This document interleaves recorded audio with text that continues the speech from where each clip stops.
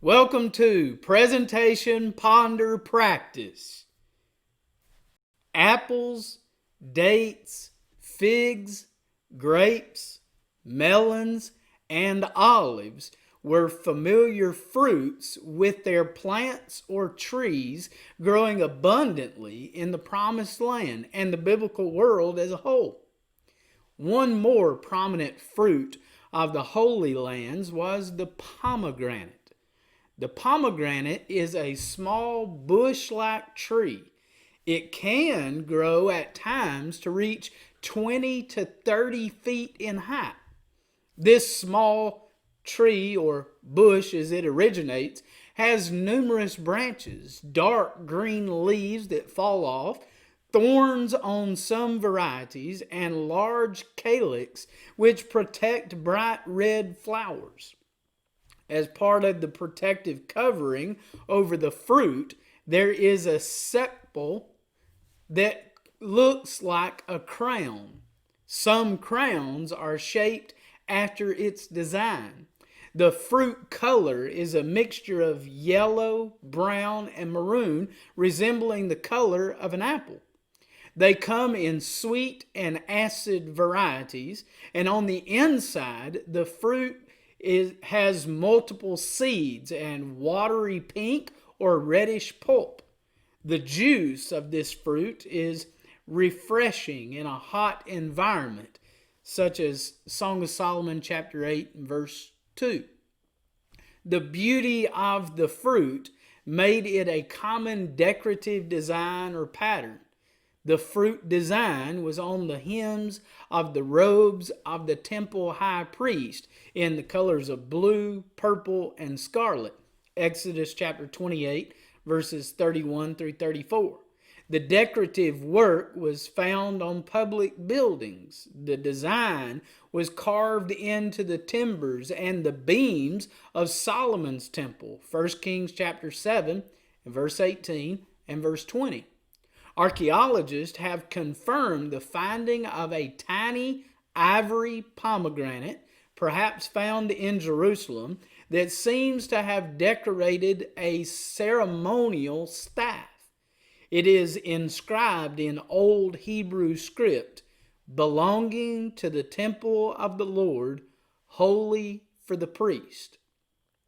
It was made around 700 BC. Based on archaeological evidence. An extract was taken from the rind for use as a medicine or a red dye for tanning leather. Another medicine, and astringent one, was created from the blossoms of this plant. Some reference works note that blue dye was made from the rind of a pomegranate. A syrup was formed from its seeds. The pomegranate itself was a symbol of fertility and eternal life. The great revolt that took place among the Jews against Rome around AD 66 to AD 70 saw the making of coins on the Athenian standard. The reverse side of that coin depicted 3 pomegranates and the words, Jerusalem Holy. Vespasian and Titus had commemorative imperial coins made after the Romans put down the revolt. Their coins was inscribed with the Latin, Judah captured. The pomegranate was a pleasant fruit of Egypt. Numbers chapter 20 and verse 5. The fruit was one of the blessings of that promised land.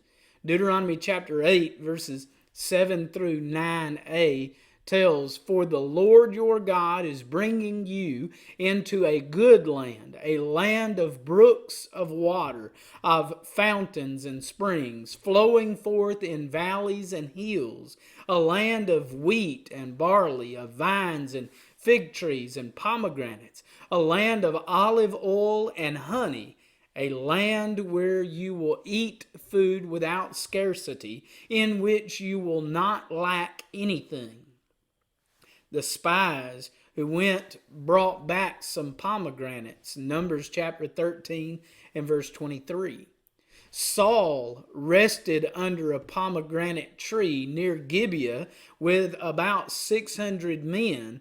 1 Samuel chapter 14 and verse 2. Punishment that was forthcoming was announced in Joel's prophecy, incorporating the pomegranate, the palm also, and the apple tree. All the trees of the field dry up, he said. Joel chapter 1 and verse 12.